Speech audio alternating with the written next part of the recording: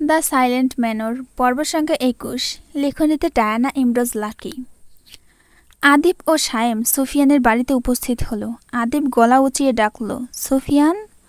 কণ্ঠে তির্যক আওয়াজ। তার স্বর দিঘির পাড়ে পৌঁছালো।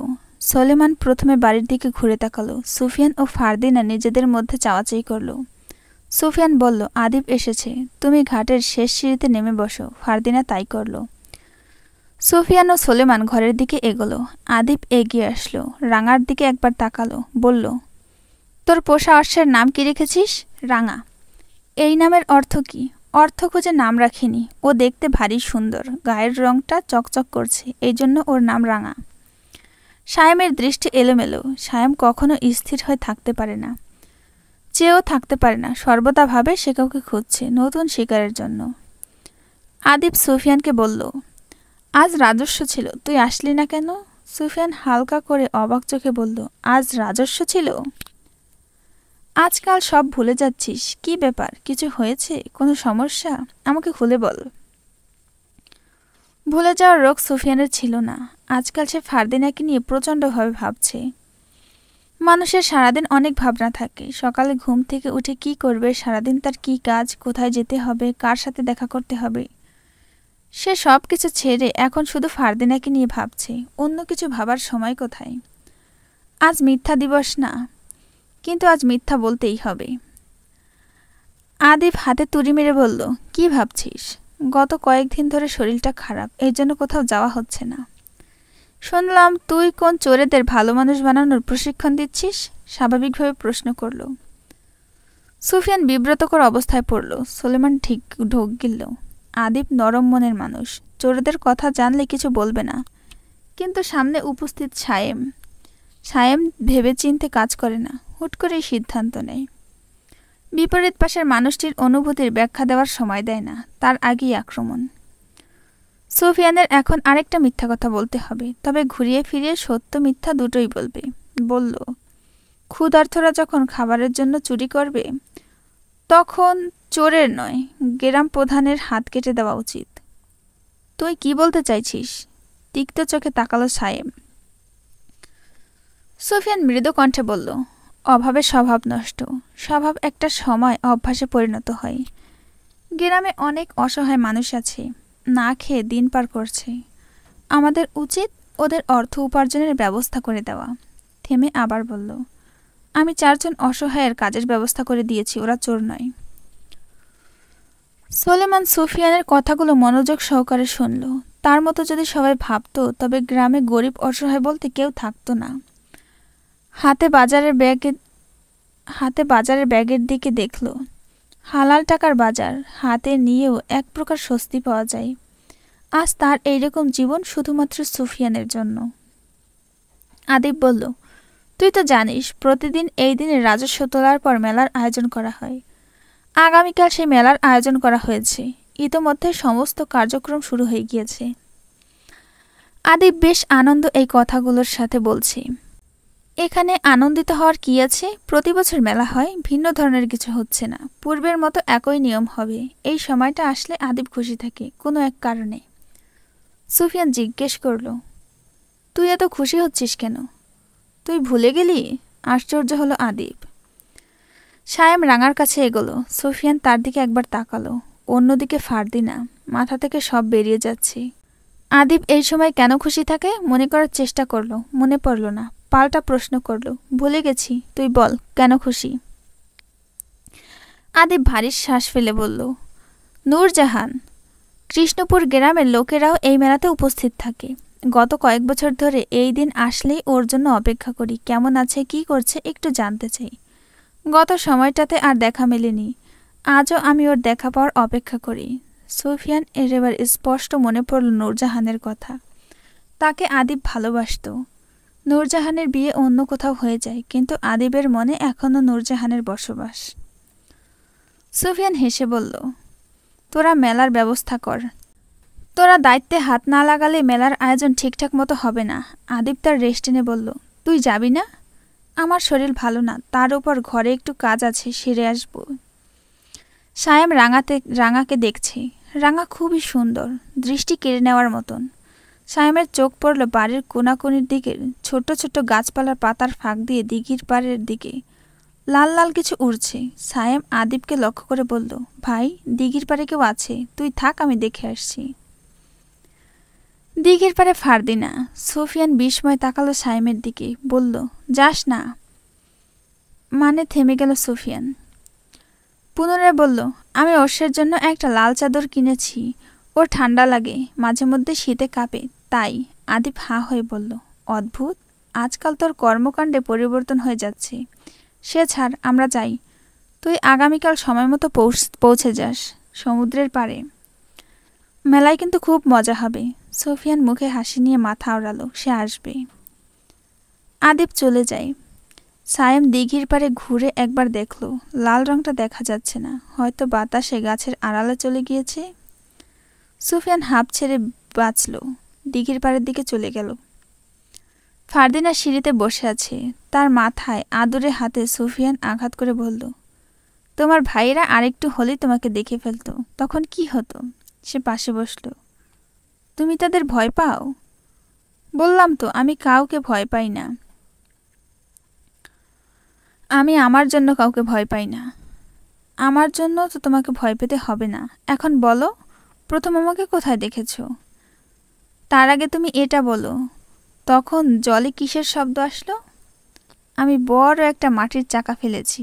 আমি জানতাম জলে কিছু পড়েছে, আলাপ পেলেই তুমি ছুটে আসবে, তাই হলো। বলেই শব্দ করে হাসল ফারদিনা। সুফিয়ান হেসে বলল, এই হাসি চিরদিন অক্ষয় থাকুক। ফারদিনা প্রসঙ্গ পাল্টে বলল, আগামীকাল মেলা বসবে, তুমি আসবে তো? নিশ্চিত বলতে পারছি না, চেষ্টা করব আসার জন্য। নিশ্চিত নয় কেন? সুফিয়ান সেকেন্ড কয়েক চুপ থেকে বলল, আসব। আদিব মেলার জন্যই আমাকে বলতে এসেছিল। তুমি জানো, প্রতি বছর এই মেলায় নূরজাহানের আসার সম্ভাবনা থাকে। কালও কি সম্ভাবনা আছে? সম্ভাবনা আছে, তবে আসলে আদিবের জন্য ভালোই হবে। আদিব ভাই এখনও তাকেই ভালোবাসে? মলিন কণ্ঠে প্রশ্ন করল ফারদিনা। বাসে, আর হয়তো চিরদিন বাসবে। আমি যদি কোনোদিন হারিয়ে যাই, তুমি হারিয়ে গেলে সেদিন আমি নামক মানুষটাও হারিয়ে যাবে। বিকেলের আলোটা যেন সোনার গুঁড়োর মতো ছড়িয়ে পড়েছে তালুকদার বাড়ির বাগানে।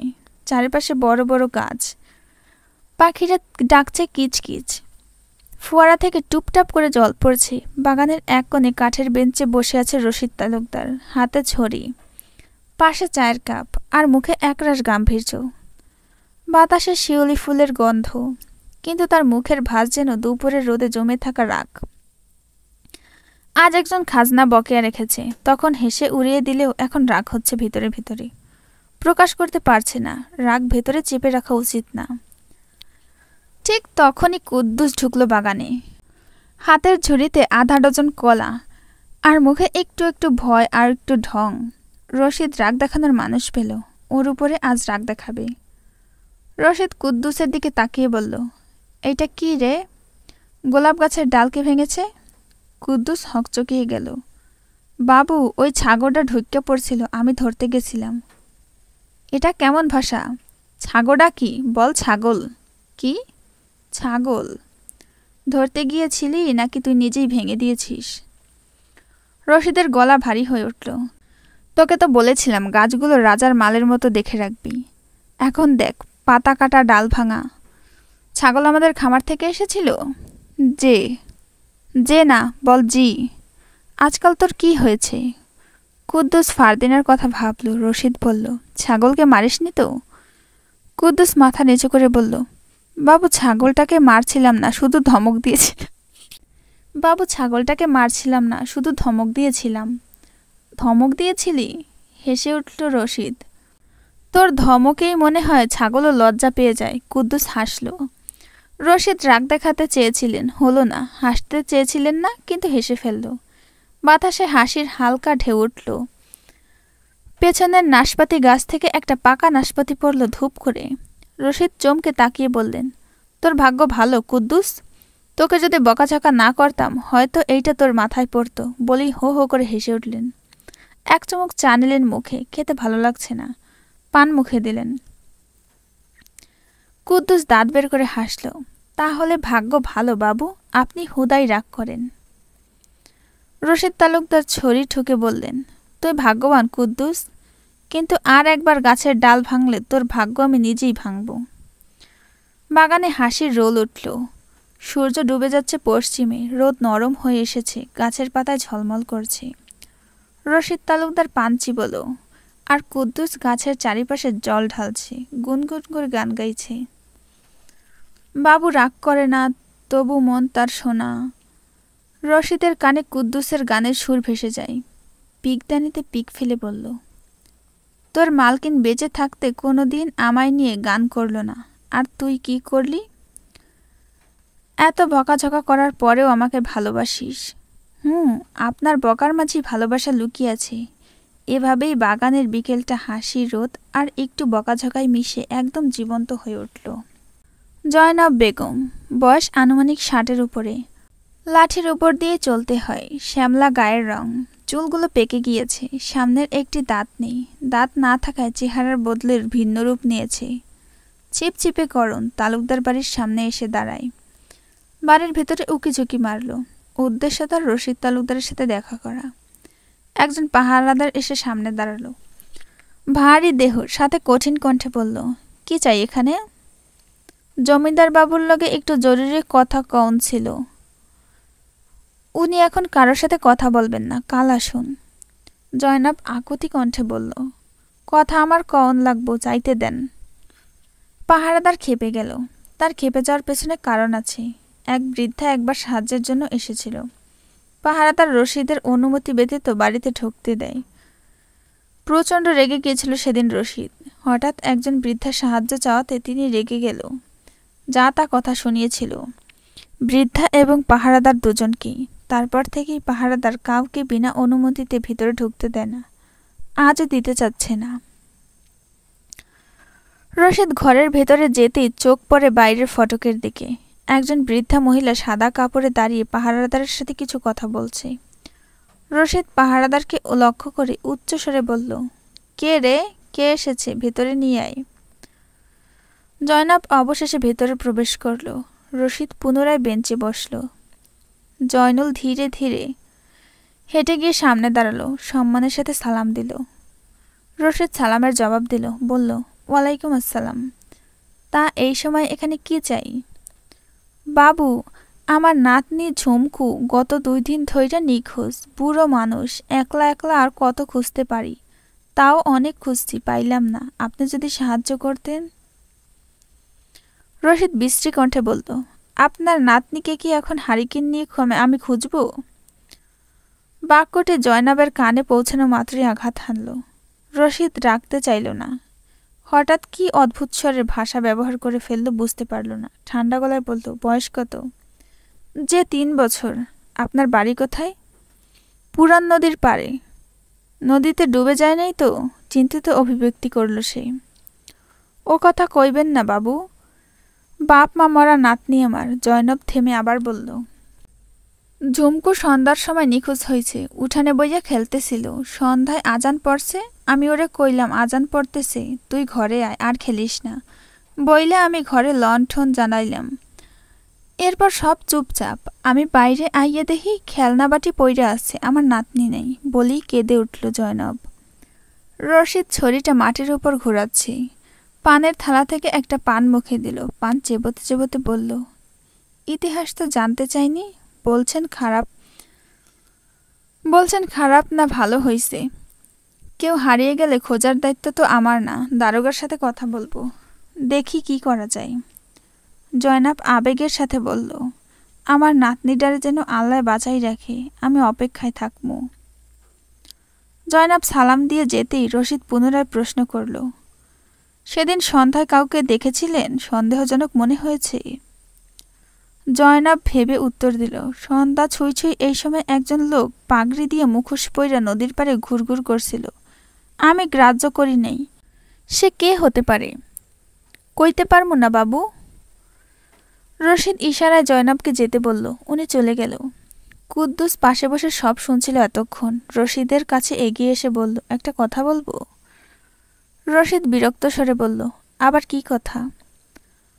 কদিন আগে শামসুলের ছেলে পাঁচু এইভাবে নিখোঁজ হয়ে পড়ে, পরে ওর লাশ মিলে। আমার তো ভয় হচ্ছে যদি ঝুমকু। আহ, শব্দ করে রশিদ বলল, মরণ একভাবে হবেই, তাতে এত ভাবার কি আছে? দারোগা তদন্ত করছে, আশা করি খুনিকে শীঘ্রই ধরা হবে। আজমত সন্ধ্যার শীতল হাওয়া উপভোগ করছে বাড়ির ছাদে বসে, হাতে সিগারেট। রাশিয়া থেকে নিয়ে আসা নস্যি শেষ। কুদ্দুসকে দিয়ে সিগারেট আনিয়েছে। এক একটা সিগারেটের মূল্য ৮ আনা। আজ প্রথম সে কোথাও বের হয়নি। আগামীকাল গ্রামে মেলা বসবে। মেলার কথা প্রথমে শুনে অবাক হয় আজমত। মেলার সম্পর্কে জানার জন্য আদিবের কাছে যায়। আদিব মেলার বর্ণনা দেয়। নূপুরের আওয়াজ পাওয়া গেল। আজমত ঘুরে তাকালো। ফারদিনা এসেছে। কালো রঙের শাড়ি পরা, চুলগুলো ছেড়ে দেওয়া। ভেসে আসা মৃদু বাতাসে দুলছে চুলগুলো। ফারদিনা শাড়ির আঁচল মোড়াচ্ছে। আজমত বলল, তোমাকে কালো রঙে সুন্দর দেখাচ্ছে। তোমার মতো সুন্দরী নারী হয় না। ফারদিনা হেসে বলল, তুমি অনেক সুন্দর। বিদেশি ছেলে আমি কোনোদিনও দেখিনি, শুধু নাম শুনেছি। শুক্রবার রাতে সুফিয়ান তোমার খোঁজে এসেছিল। ও তোমাকে খুব ভালোবাসে। ফারদিনা সুফিয়ানের বিষয়টা অগ্রাহ্য করে উড়িয়ে দিয়ে বলল, আমাকে ওর মতো অনেকেই ভালোবাসে। তুমিও নিশ্চয়ই ওকে ভালোবাসো। আমি ওর মতো সাধারণ একজনকে ভালো কেন বাসতে যাব? কি বলছো? আজমত ফারদিনার মুখোমুখি হলো। ফারদিনা রেলিং ধরে দাঁড়ালো, বলল, ও আমার বন্ধুর মতো, এর বেশি কিছুই নেই। সত্যি বলছো তো? আজমত ফারদিনার দিকে একটু এগিয়ে গেল। আমি মিথ্যে বলি না। আজমত হাসল। তার হাসি শব্দহীন। ফারদিনা প্রসঙ্গ পাল্টে বলল, ওর কথা বাদ দাও, তোমার প্রিয়সীর নাম বলো। প্রিয়সী? প্রিয়সী মানে ভালোবাসার মানুষ, তোমার স্ত্রী অথবা প্রেমিকা। আজমত রেলিং ধরে বলল, আমার জীবনে মা ব্যতীত বিশেষ কোনো নারী নেই। কারো জীবনে বিশেষ কেউ থাকে না, খুঁজে তৈরি করে নিতে হয়। ভাগ্যের লিখন, কপালে যা আছে তাই হবে। ফারদিনা কথাটা শুনে আজমতের দিকে নির্বাক দৃষ্টিতে তাকালো। আজমত তার চাহনি দেখে বলল, কথাটা সুফিয়ানের সাথে মিলে গিয়েছে, তাই চেয়ে আছো তো? আমি তার কাছেই শুনেছি। অদ্ভুত এবং অবাক করার মতো যুক্তিপূর্ণ উক্তি সুফিয়ানই তৈরি করতে পারে। ফারদিনা বিরক্ত হয়ে বলল, উফ, ওর কথা শুনতে চাচ্ছি না। ওর সাথে তো। বাকি কথা বলার আগেই ঝিলমিল উপস্থিত হয়। হাতে খাবার নেই, হাঁটায় আওয়াজ নেই, নূপুরের শব্দ নেই। অদ্ভুত। ফারদিনার দিকে এগিয়ে দিল একটি খাম। কি এটা? ফারদিনা জিজ্ঞেস করল। একজন তোর উদ্দেশ্যে চিঠি দিয়ে গেছে। সে কে? চাদরে মুখ ঢাকা ছিল, ফটকের বাইরে দাঁড়াইয়াছিল। ভাগ্যিস অন্য কেউ দেখে নাই। লোকটা বৃদ্ধ, একটা চোখ নষ্ট। ফারদিনা চিঠিটা খুলে দেখল। জীর্ণ শীর্ণ হাতে লেখা, তুমি যার উপর ভরসা করছো সেই তোমার জীবনের ইতি টানবে। ফারদিনা আতঙ্কে জড়সড় হয়ে গেল। এরকম চিঠি সে আরও একবার পেয়েছে। রশিদকে সে সবচেয়ে ভরসা করে, আদিবকে ভরসা করে, বিশ্বাস করে। ঝিলমিল একজন দাসী হলেও তাকে বন্ধুর মতন বিশ্বাস করে। বাকি 3 ভাইকেও বিশ্বাস করে। আর কেউ নেই যাকে সে ভরসা করে। মস্তিষ্কের নিউরনগুলো যেন হঠাৎ করে ছিঁড়ে যাওয়ার উপক্রম হলো। ঠিক সেই মুহূর্তে বাঁশির সুর আসলো। ঝিলমিল এবং আজমত শুনতে পেল। আজমত বলল, কেউ বাঁশি বাজাচ্ছে, সুরটা সুন্দর। ঝিলমিল তার রেশ টেনে বলল, মনে হচ্ছে নতুন কিছুর আগমন। ফারদিনা আকস্মিক হকচকিয়ে বলল, কোথা থেকে বাঁশির সুর আসছে? আমি কেন শুনতে পাচ্ছি না? ঢং করিস না। তুই যার শোনার লাগিয়ে অপেক্ষা করতেছিস তার সুর, আবার মিথ্যা বলছিস? ঝিলমিল বলল, সত্যিই বলছি, আমি কিছুই শুনতে পাচ্ছি না।